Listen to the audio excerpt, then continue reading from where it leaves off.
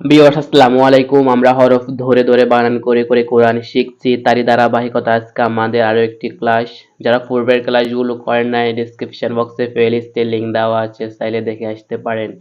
ইনশাল্লাহ আমি আশা করি এই ভিডিওগুলো দেখার পরে আপনি কোরআন মাজিদ তেলাওয়াত করতে পারবেন। আর একজন মুসলমান হিসেবে যদি আমি কোরআন মাজিদটাই তেলাওয়াত করতে না পারি, তাহলে এর চেয়ে দুঃখের বিষয় আর কি হতে পারে।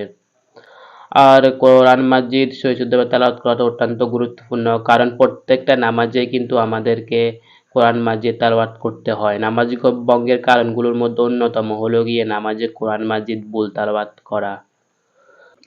তাই আমরা কোরআন মাজিদ অন্ততপক্ষে ছোট ছোট কয়েকটা সূরা হলেও শুদ্ধ করে রাখবো, যাতে সেগুলো দিয়ে নামাজ পড়তে পারি। তো চলুন কথা না বাড়িয়ে শুরু করি। গত ক্লাসে আমরা 25 নাম্বার আয়াত পর্যন্ত পড়েছি, আমরা সূরা বাকারাটা পড়ছি। আজকে তারপর থেকে শুরু করব। আউযু বিল্লাহি মিনাশ শাইতানির রাজিম। বিসমিল্লাহির রহমানির রহিম। ইন্না, নুন জবর মিলবে আল্লাহ শব্দের সাথে। আল্লাহ শব্দের ডান পাশে যদি জবর অথবা পেশ থাকে, তখন আল্লাহ শব্দটা মোটা করে পড়তে হয়। আর ইন্নাটা গুণনা করে পড়তে হবে, কারণ এখানে তাসজিদ রয়েছে নুনের উপর। কোরআন মাজিদ আমরা যেখানে নুনের উপর তাসজিদ দেখতে পাবো সেখানে গুণনা করব, এবং গুণনা করাটা ওয়াজিব। ইন্নাল্লাহা লা ইয়াশ, এই সিনটা আমাদেরকে জিহ্বার আগা সামনের উপরে দুই দাঁতের সাথে লাগাই উচ্চারণ করতে হবে। এটা সফির অক্ষর শীষ দিয়ে পড়তে হয়।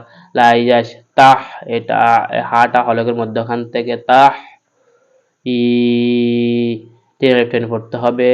ইন্নাল্লাহা লা ইয়াস্তাহি আইয়াদ, এই হামজা জবর মিলবে ইয়ার সাথে। আমি আগেও বলেছি, সাকিনের পর যদি তাসদিদওয়ালা হরফ থাকে, তখন সাকিনওয়ালা হরফটা বাদ দিয়ে তাসদিদওয়ালা হরফটার সাথে মিলাতে হয়। আইয়াদরিবা, বা জবর বা, মিম জবর মাসা জবর সা মাসা। এই লামের উপর আমরা দুই জবর দেখতে পাচ্ছি, এক জবর বাদ দিয়ে মিমের সাথে মিলাতে হবে, গুণনা করতে হবে। মাসালাম মা বাউ, পেশের বামে ওয়াও সাকিন একা লিফ টেনে পড়তে হবে। বাউ দ তাং, ইকফারাক ফা রয়েছে, সেজন্য আমাদেরকে গুণনা করতে হবে। কিন্তু আমাদের ফরার কথা ছিল তাদের জবর তান, কিন্তু ইকফারাক্ষর ফা থাকার কারণে এখানে গুণনা করতে হবে। তাং পামা, মাটা আমাদেরকে একা লিফ টেনে পড়তে হবে। পাও হা, হাটা একা লিফ টেনে পড়তে হবে। ইন্নাল্লাহা লা ইয়াস্তাহি আন ইয়াদরিবা মাসালাম মা বাউদাতান ফামা ফাওকাহা।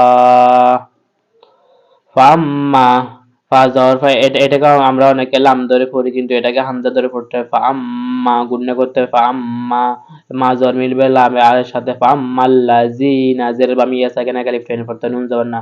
ফাম্মাল্লাযিনা আমানু, হামজা খারা জবর আ একা লিফ টেনে পড়তে হবে। মিম জবর মা মা, নু নুটা একা লিফ টেনে পড়তে হবে।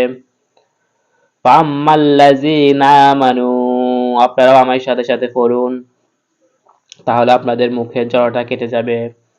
ফায়াহলামুনা, আইনটা হলকের মধ্যখান থেকে গলাটা চেয়ে পড়তে হবে। ইয়াহ লামু, একা লিফ টেনে পড়তে হবে, নুন জবর না। ইয়াহলামুনা, আন্না গুণনা করতে হবে, নুনের উপর তাসদিদ গুণনা করা ওয়াজিব।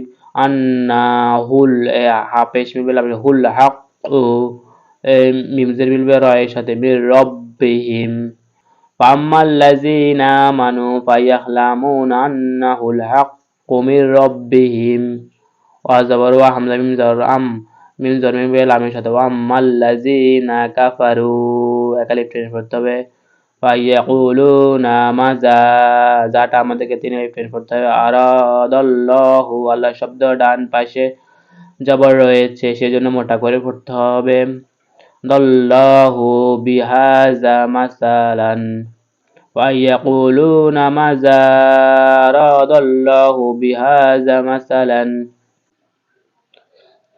ইউদিল্লু, ইয়া পেশ ইউ, দ জের মির বেলামের সাথে। ইউদিল্লু বিহি, হাখারা জের ইয়াকা টেনে পড়তে হবে। ইউদিল্লু বিহি কাসিরাও, এর র জর মিলবে ওয়ার সাথে, গুণনা করতে হবে। কাসিরাও ইয়াহদি, জের বামে ইয়া সাকিন একা টেনে পড়তে হবে। ইয়াহদি বিহি কাসিরন, ওয়া জবর মিম জবর মা, ওয়া মা একা লিফ টেনে পড়তে হবে। ইয় পেশ ইউ, এ দজ্জের মিম ইউদিল্লু বিহি একা লিফ টেনে পড়তে। ইল্লাল ফাসিকিন, وما يضل به إلا الفاسقين. আমরা প্রথম থেকে আবার পড়ি। إن الله لا يستحي أن يضرب مثلا ما بعوضة فما فوقها فأما الذين آمنوا فيعلمون أنه الحق من ربهم وأما الذين كفروا فيقولون ماذا أراد الله بهذا مثلا يضل به كثيرا ويهدي به كثيرا وما يضل به إلا الفاسقين. صدق الله مولانا العظيم.